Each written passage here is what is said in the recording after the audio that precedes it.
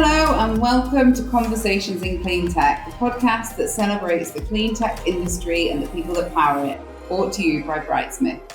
I'm your host, Jenny Gladman, and across the podcast, I'll be interviewing leaders and entrepreneurs from around the world to explore the opportunities, challenges, and rewards of working in cleantech. From revolutionizing solar panels to overhauling the way we move, in this second season, we'll be exploring the innovations that are sparking sustainable change and fueling a cleaner, greener future, whilst offering some tokens of wisdom to enlighten, engage, and inspire everyone to live their purpose.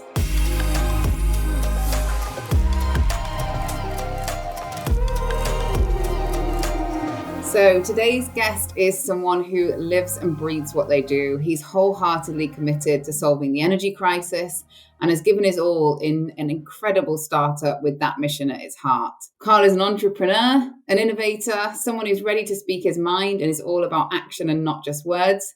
It gives me great pleasure to welcome today's guest, the CEO of CeraPhi Energy, a company delivering global geothermal energy solutions at scale. Karl Farrow, welcome to Conversations in Cleantech. Thanks, Jenny. Nice to be here and great to be part of this podcast. Yeah, welcome. To talk about the podcast straight away, one of the aims of this podcast isn't just to highlight amazing people, that is one of it, but also to provide some education. So people who are real leaders in their field and have been in it a long time and have a great depth of knowledge, it gives them a platform to share that with people who have less knowledge of the sector. So I guess to go straight in to geothermal energy, can you give us the 101, the idiot's guide, so to speak? And I put myself in that category in many of these fields. Yeah, I'll be sort of admit I'm not probably far behind. I mean, I think you're in amongst the sort of the higher group of people who don't know than there are people that do know. And I think that's, one of the areas why we are doing what we're doing, because it is a really unknown, scalable solution to potential long-term benefit for fighting climate change. And that was really what drove me and other members of the company to do what we've done. So, geothermal's been around for thousands of years. It's been used, dating right back to the Chinese, more historically in the UK, Romans, in Bath, etc., where, heat from the ground in water has been used, and brought up to the surface and been used in an open environment for heating and other forms of use. And, commercially, it's been available commercially at scale, from really the turn of the century, back in 1900s. In Italy with one of the sort of first projects that was produced there. But still today, well over 100 years later, from a commercial aspect, there's still less than 15 gigawatts or around 15 gigawatts commercially installed around the world, which when you look at wind and solar and other forms of renewable, it's pretty minusculous in respect of, the size of it. And effectively, it's a market that, everywhere we go in the world, you can access effectively thermal energy from the Earth's core. Coming from an oil and gas background, having been involved with multiple projects around the world in different countries, and knowing that there's millions of wells drilled around the world in oil and gas, over the 150 plus years or more that oil and gas has been around. Everything we do know from them wells is that the deeper you drill, the hotter it gets, and in certain places it's hotter than others. But on average, the global temperature around the Earth is around 30 degrees per kilometre. And that means if you drill down to 5-6 kilometres, you're in the sort of temperatures which can then start to produce electricity.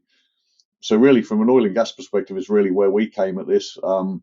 We looked at it from, historically what's been done. A lot of it has been looking for specific environments within the geology of the subsurface, i.e. looking where water connects with hot rocks, etc., and creates a natural steam to produce energy. And our approach is slightly different. We just thought, well, if you can get to the heat, you can always induce the liquids to create the energy. And that's really what, our philosophy and our sort of drive for bringing this, I'd say this massive energy source to the abundance of the population in the world. And, once you do produce it in a scalable manner, you don't only have the benefit to produce electricity, you also have the benefit of using the heat directly, which can be used for, district heating. It can also be then used for cooling through chillers. It can then be applied to multiple areas of desalination and things like water treatment. It has multiple scalable uses from high temperature to low temperature in heat, so it can be used for large scale heating networks or industrial processes, but then the lower temperatures can be used for things like climatized agriculture. So it does really provide a holistic approach to global economic benefit and scale for clean energy. And that's really where we've kind of come at it from, is really to try and spread that word, get it more openly known, and get people to adopt it as part of their sort of clean energy transition and energy goals. Amazing. And you touched on there your background in oil and gas. Do you want to give us a bit of insight into how your career took the turns it took, and then what was that kind of light bulb moment of, I need to step away from the pure oil and gas and start to do something that's making an impact? Yeah, I mean, I always had, as you can see, I'm quite a fan of music, and I always had the ambitions at school of going into some sort of area in the music. I always wanted to be a music technician, very fond of music. And, when I went to my career officer at school, like many other people do, and sort of get some guidance, and, when I told him I wanted to be a music technician, he just said, that's not on my list, you need to pick something else. So, that was a sort of, my sort of aspirations sort of shot down in flames from the early stage. But live in an environment where oil and gas and energy is part of the sort of infrastructure of the area I live in sort of east of England. Around that sort of time of sort of transitioning in the sort of mid '80s into a working environment. That was sort of at the sort of boom, or coming out of a boom of or a sort of downturn in energy, and sort of going into another boom of potential scale up. We were going from explorating most of the sort of easy to get oil in sort of continental shelf sort of regions into more of a deep water drilling environment, where people were then converting rigs to drill in deeper water and trying to exploit more oil.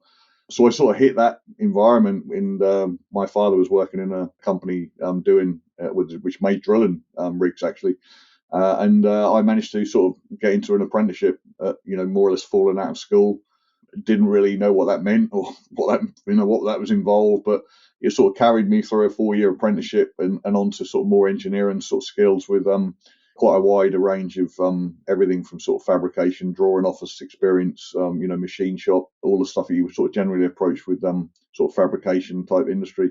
And that sort of led me through multiple careers. I was always one that, I remember sort of going on my first rig when I was about 18, literally turned 18, and seeing a drilling superintendent screaming at people and telling people what to do. And I thought, well, I don't want to be the people being told what to do.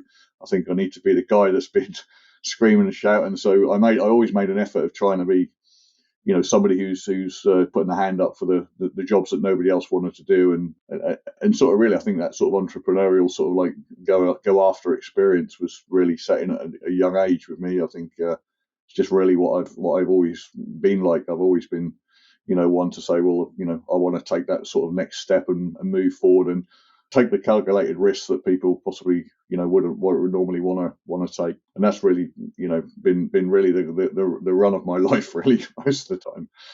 And why geothermal? Why was that where you landed? I mean, I was in Mexico. I lived in Mexico for a number of years, up to about 2018, and I was doing some due diligence sort of working for a number of different sort of funding companies, and working with local government in Mexico, looking at refinancing and restructuring of some debt on some projects. And one of the projects I looked at was was a geothermal project, and it's the first time I really had any exposure to that. I mean, I obviously knew what geothermal, the principles, what it was and what it does. And when I sort of got into the nuts and bolts with it, I just thought, why isn't this being used globally? Why aren't more people using this? This is seems to be a natural solution to our problem with climate change. I've never been a great fan of some of the other alternative energies, although they all have their place, obviously. And I just think that, because this is base load, because it has the ability to apply a multiple different sort of, what we call it, a cascade effect of multiple different solutions. And it doesn't require ancillary systems, i.e. it doesn't require something else to make it work, like a network or a battery storage or anything like that. You can actually use the energy directly from the source you want to put it in. And it also, I think, most importantly, I think it just resonated with me that all of this is subsurface. And if one thing we do well in the oil and gas is understand the subsurface and be able to, work with the subsurface with technologies and everything else. So when I started getting into it, people were sort of saying, well, yeah, this is not being done because it's expensive and drilling's high cost and it's really risky, and you can't always guarantee this and guarantee that, and I just sort of looked at it and said, well, I don't agree with you. It's just something that we do all the time. We don't go out with oil and gas and just decide to drill a well wherever we want. We study the subsurface and we find just the areas we want to work in, and we then exploit that. And so it's all about the planning and the strategy and all stuff like that, which didn't seem to be there in most geothermal projects, or the principles didn't seem to be the same.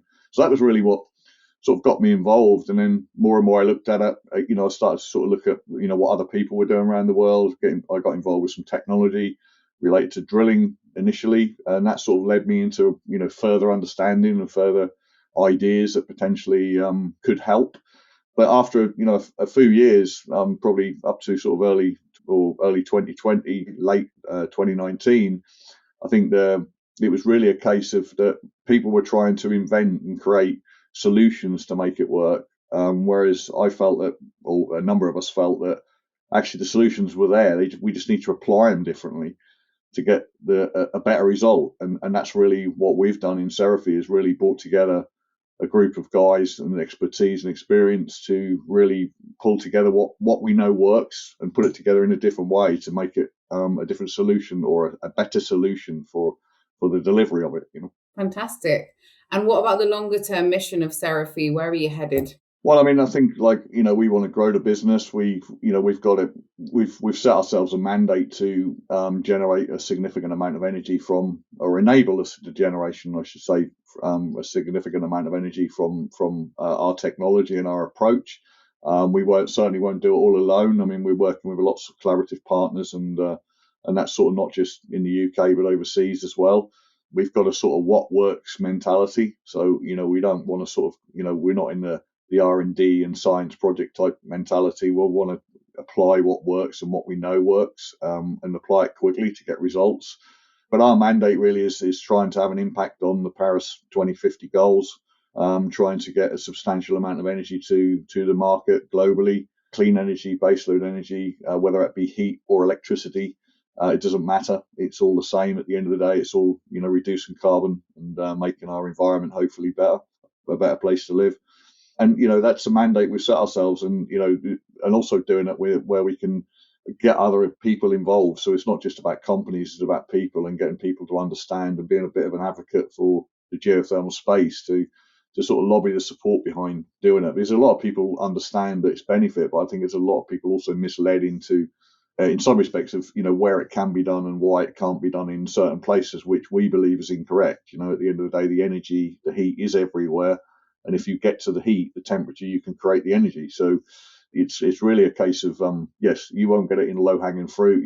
We're not California where we have geysers and we have the stuff coming out of the ground. But, yeah, it doesn't have to be California to create the energy. So I think also, when you look at some of the areas which are reliant on geothermal, like Iceland and places like that, where, I mean, they have other problems with energy. Even though they have it, they still have a problem with some energy issues, because it's all geothermal. It's too much of one thing.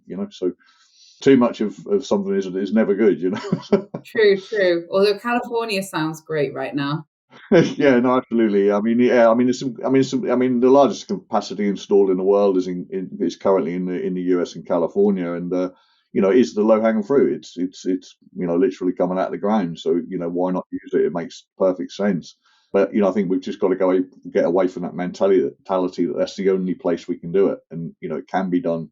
There's projects in the UK which have been going on for several years now, and they're not the same principle of projects in California, but they will produce energy, and they are proving the point that you can do it even in places like the UK. And I think that's our goal in the next really 6 to 12 months, is just to show that it can be done anywhere, i.e. in the UK, and it can be then based on an oil and gas industry that we can then export that expertise globally and become not just an oil and gas, expertise that has got great project management and delivery expertise in the country, but also we can transition that into clean energy and make an impact, using them skills moving forward. Which is amazing as well, because there's so many people out there that I think work in an industry where they perhaps don't feel as fulfilled as they might, and will look to someone like yourself who's made that transition and quite clearly love it and enjoy the space of clean energy and are getting more purpose from it.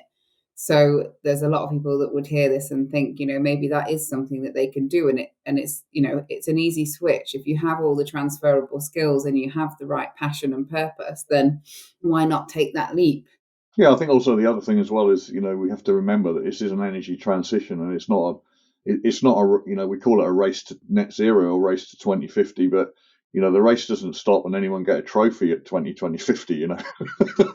We have to carry on, and there's going to be no prizes for anyone of at 2050. So it's about creating the follow on from this and making sure that what we do in the next 30 years is not just creating the objectives of keeping at 1.5 degrees, but actually we can keep it at 1.5 degrees and keep it for many, many years moving forward.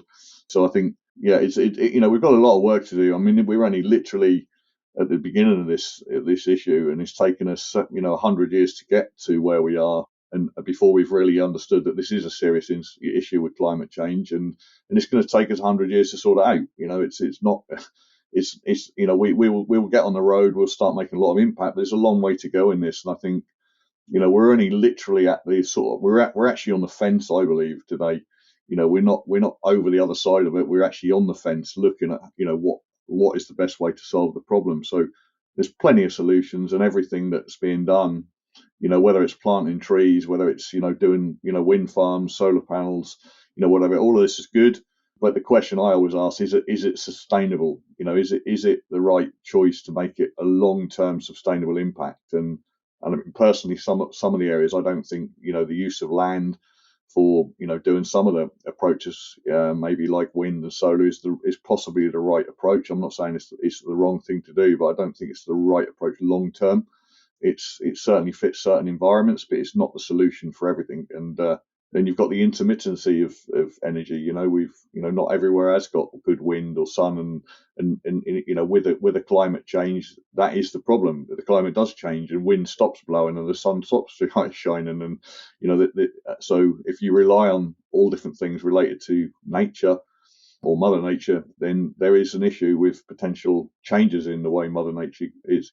Yeah, and I think that's it. I think we're all in agreement. There's no one silver bullet or magic solution. It's about trying lots and lots of different things, and some of those will have a longer term accessibility or need, and some of them are the short term things that we need to get us off the ground. So who knows where we'll be, but I think, yeah, we need a lot of different solutions, a lot of different minds and industries working collaboratively. And actually, you touched on collaboration earlier, and I think it's one of the things for me that stood out moving into the clean tech, clean energy space, of that everybody wants to help you and you want to help everybody else because you've got this shared goal. How have you found that? Because like you said, you're fairly new to this geothermal space. What's your experience been?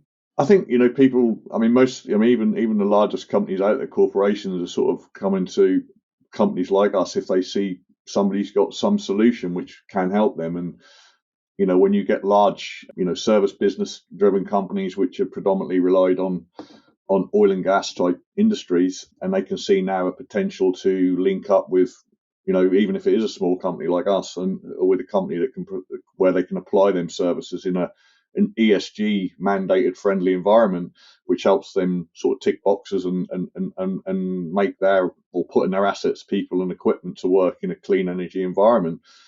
I mean, that's a massive driver for helping companies, in a transition. And I think that's where we are.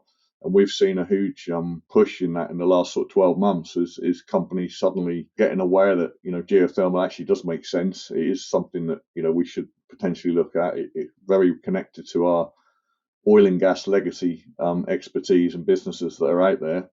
And it's not greenwashing or sort of, some of the other things that companies are looking at where, they're just buying some wind farms or offsetting something against their continual production, whereas you can actually move this into a new industry. And I think there's also a long way, we've still got some long way to go in justification of cost and things like, making the business case. But it's no different if I look back to 15, 20, 30 years ago when wind energy kicked off in the UK. I mean, it was the same conversation as, this is never going to be cost effective and it's not going to work. And, what we've based our business case on from day one and even today is that it's always been based on zero subsidies to make it economic. And I think that was, where wind and solar got a lift because of the subsidies. And our business model is not focused on having subsidies. So it is standalone. It can, stand on 2 feet. It might not get double-digit returns immediately, but 15, 20 years down the line, it will be getting double-digit returns, and it will be a long-term game like other utility businesses with a good return. So, and I think also that these are the sort of areas what also help the supply chains in places like oil and gas, because with different cuts that are coming of stopping revenue or stopping money going into any projects that are related to fossil fuels, that's great, but there still has to be a transition. And, if you don't have that transition, I mean, generally, I can't think of many contracts I've looked at abroad where, the lead times are no less than 12 months, 18 months or more to get the project in rolling. And if you suddenly cut them subsidies that potentially can be issued from, whether they're sort of credits towards invoice financing or these types of things that governments are giving,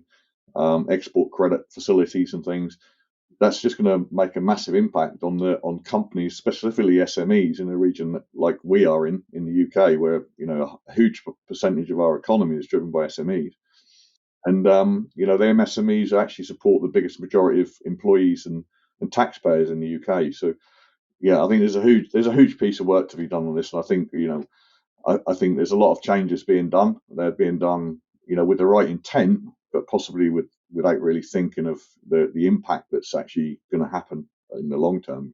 And speaking of challenges, both from a company perspective, but also a personal perspective, and our listeners always like to hear this, as a CEO, you must have your ups and downs. And I think you're a man who's very open with his experiences and happy to speak freely. Like, how's that been, the ups and downs of the roller coaster of the startup? I mean, it's not the sort of first startup I've been involved with, but I think it's the most ambitious in many respects because there's still a lot of stuff for us that is, I wouldn't say it's totally unknown, but it's sort of like new ground, So, although you can only sort of, build a strategy out as much as you can really touch and feel and understand. And I think a lot of ours there's some of this that is still unknown. So I think one of the challenges is managing expectations and of the team that we've built, the people that are in it, our stakeholders and people that are around us. Because at the end of the day, a lot of this is new for them as well. So and they're buying into the visionary sort of strategic approach of the business. So I think there's a lot of expectations in this to manage, and we have to be realistic that we've set a business model together and a business plan together and a strategy, and we stand behind it. We fully believe it's achievable and doable, and that itself is when you are the pioneer and sort of company that's going out there doing sort of some of these things on your own at the beginning, you are setting you set the trail for others to follow. So for sure, like everyone else, that we'll get things wrong, we'll get things right, and that will continually keep moving forward, and we'll develop from that, to the benefit, hopefully, of everyone globally, eventually, to have some sort of benefit out of this, and that's really, I mean, I like the challenge. I mean, I sort of set myself up in these types of roles to actually deliver something that is possibly in most people's cases would be a dream, and try and deliver something forward, which a lot of people wouldn't want to take that responsibility on board, and I do. I mean, I've always been that type of person. I sort of, I don't look at the war we've got today. I look at the trying to end the war going forward. So it's not about the battle today; it's about the longer picture. And I think I've always been a bit like that, to be honest. It's like it's you've got to, I think you've got to have a big ambition or a big goal if you want to make an impact. And I think that's where all this originally came from, was speaking to investors 2 or 3 years ago, and especially large investors out of the US, and saying, we have to place 500 billion a day in capital from our facilities, and there's not enough out there for us to get our money in, and your head starts ticking and think, well, what about if I could create 500 billions worth of opportunity? What would that mean? And that's really what's sort of driven me to sort of come together with this sort of group and try and build something that is scalable, and hopefully will be a legacy type approach, to actually create something which has a meaningful impact on society and everyone moving forward. Fantastic. And I guess you've needed inspiration along the way. You mentioned your dad and his kind of career in that space and having someone to look up to and support you. But have there been other people that have inspired you along your journey? Many. I think, like I say, back to the driller on the drill floor shouting and screaming. I mean, I think, there's many, and I think because I've always been that sort of inquisitive type nature of like, well, how does that work and why are we doing this and what, ask the question. I was always a why kid, why, and I think because of that sort of just nature in me, I've sort of managed to sort of get involved with some great people and really learn inspirationally from those people at a younger age. And I'm always looking for the next challenge. It's to move forward. And I think that's I'm not happy doing one thing. I have to do multiple things. I have to have multiple balls at the same time to juggle. So others find that I can be wear them down quite quickly because they're not that sort of mentality, but I very much am, and I'm quite happy to carry that in a way that others probably wouldn't do. I can deal with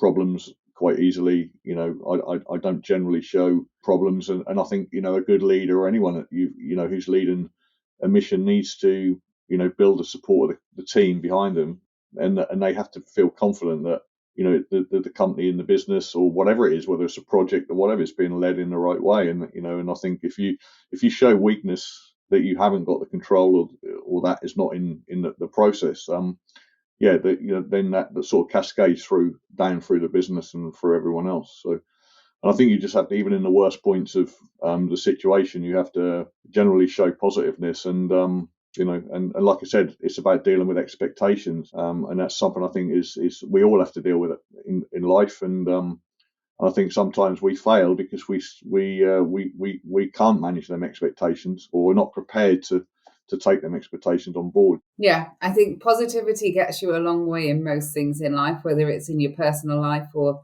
in your professional life, that kind of sense of belief, and also knowing that when you go on these startup journeys, particularly in a new sector, that there are going to be a huge heap of challenges that hit you in the face, and keeping a positive mindset and looking for solutions and outcomes and answers. I think, Jenny, that's the other thing as well, is because unlike a lot of other sectors or areas where people say, I'm going to set up a new recruitment company or I'm going to do this. I mean, in what we're doing today, and because we are sort of dealing with some novel approaches and all this, there is no benchmarks really out there. People can't say, well, this looks good because so and so did it or whatever. So there is sort of some of that sort of pioneering, and that's that is very much where we are, and for that reason, it's natural that there's going to be times when you say, well, we could have done that bit better, or we it would have been better if we did this, but if you don't do it, you don't know. And I think that's what one thing I think where we're what we have brought to the table in this space, which hasn't been there in any of the projects I've really looked back, is really that oil and gas health safety mentality, where you take risk, but everything's calculated in a way where there's no impact to personnel, environment, or equipment, etc. And you can do it in a way where it's all measured and modelled in a very sort of specific manner. But also, it's that fail fast mentality. Is like you can see when something is not going to work, and you can make a decision quickly and say, no, let's stop that and just forget that, and let's just move on and do something else. And I think that's again where we need to be in this. If we're going to make impact results, we need to fail fast and make sure that we move on.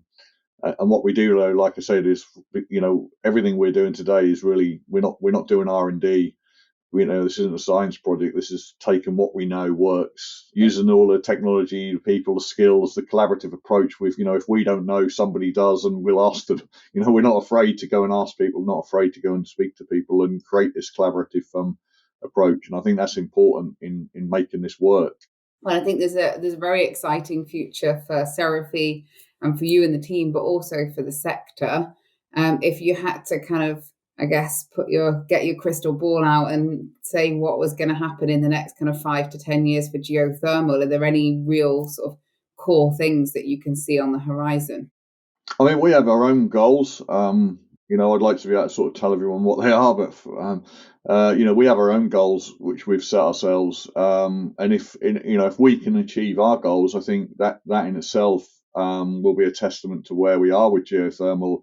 I think in the next 5 to 10 years that we are going to see geothermal up to possibly 10% or more of the renewable energy mix globally.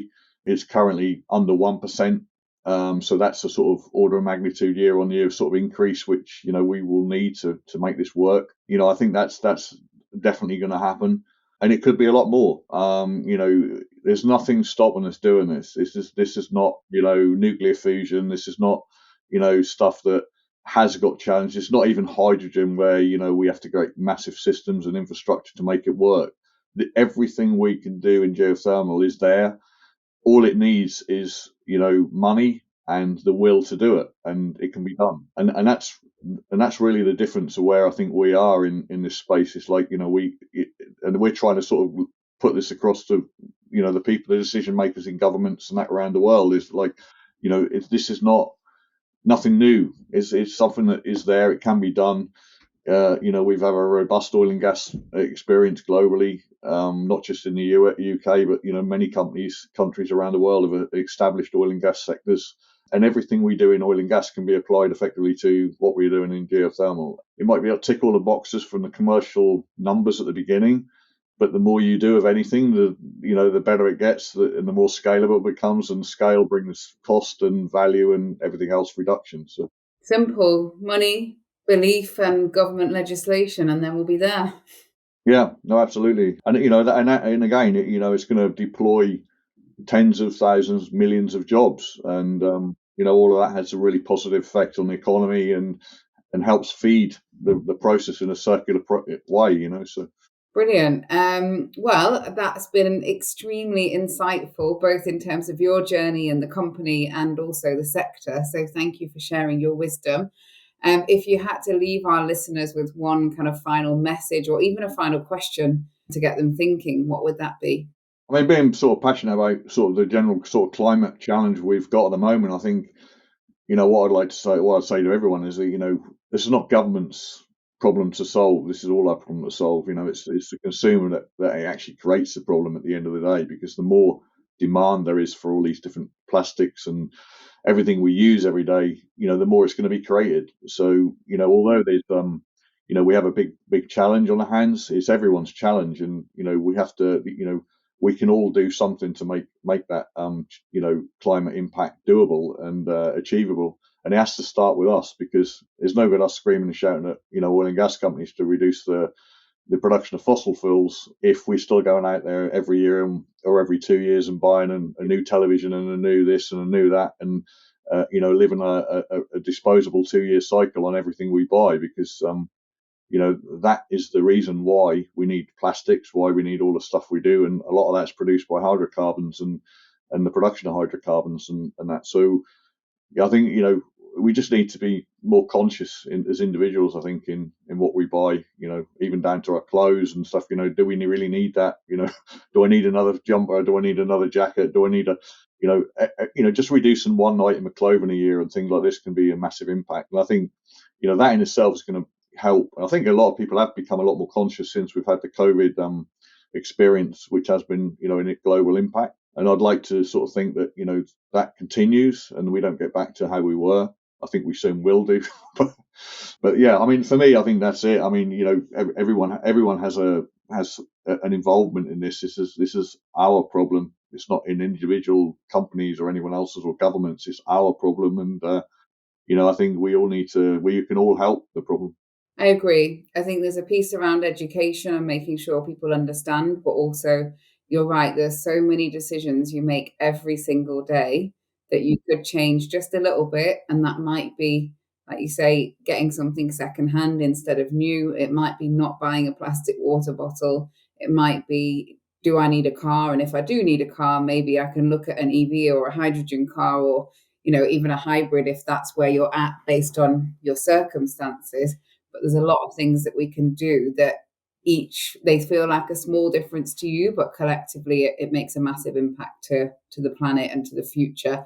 And also just it's cyclical. Once you start it and once you start to become more conscious, then I think it continues and it becomes a part of who you are.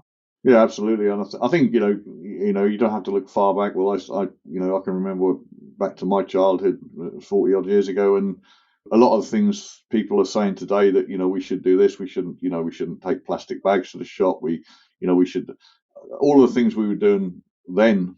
That was we didn't have plastic bags. You wouldn't dream of taking a plastic bag to the shop. You didn't have one. You took a bag to buy your groceries. So I mean, I think it's not a big challenge. It's because it was done before, and I think the problem is we live in this sort of this quick lifestyle now, and everything's fast, and a lot of that is a problem. And I think we've just got to if you want to do it, you can do it, and if you don't want to do it, you won't do it, and end of story. And but I think there's a large amount of people out there who really want to make a change, and I think there's a lot of even I've seen it in my younger kids and teenagers that they're all conscious of it, and I think given the choice they would want to make an impact, and I think there's just little things you can do which are easy to be done, and also the more we can do locally, that itself creates jobs, stimulates economy. Why bring in avocados from Mexico or pineapples from South Africa or wherever when we can grow them locally in climatized farms or agricultural buildings and stuff like this.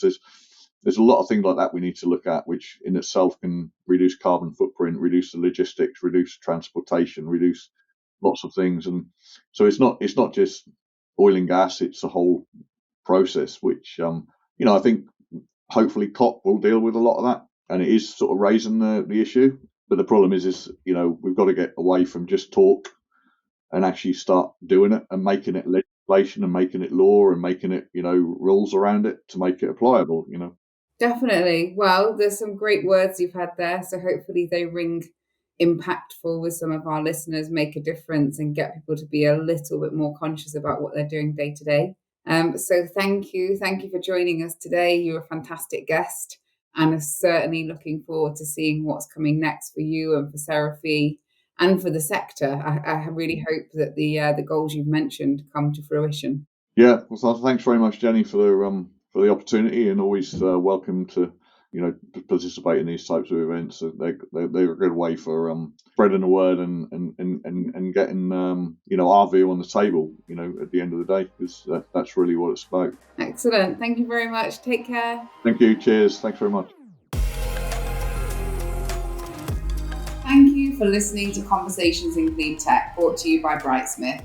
If you enjoyed this episode, be sure to subscribe, like, and leave a review. Every time you do, it helps others to find the show. For more information on Brightsmith and how we can help you to build a sustainable future through identifying, attracting, and retaining diverse talent, head over to brightsmith.com. Join us next time for more Conversations in Clean Tech.